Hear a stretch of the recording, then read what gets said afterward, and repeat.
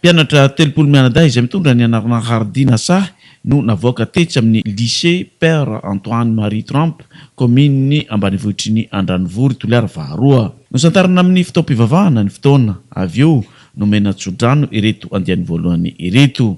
Nampanantena ny ray piahiny ireto andiany Hardy ireto ny filoha lefitry ny anteny meram-pirenena Kherson Bresson Erafa DJB fa izay mahazo mention très bien dia mitsangatsangana nosibe mitampolo sy miverina amin'ny alalan'ny fiaramanidina.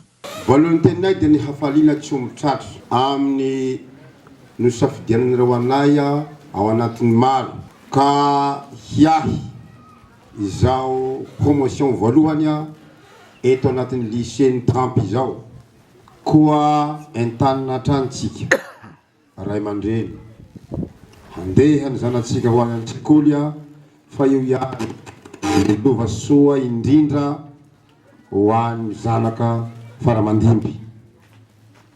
Koa eto zahay dia mitsodrano ianareo zanaka anao fanadinana baccalauréat amin'ity taon'ity.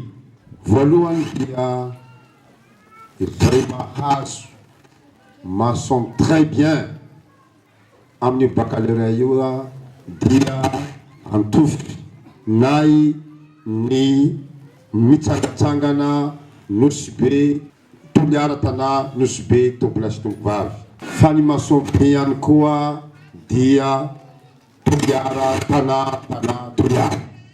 Dia manolotra zahay 500,000 ariary ho antsika mpianatra eto. Amin'ireo nandray fitenenana dia samby nanome tsodrano ireto mpianatra ireto mba ho afaka baccalauréat.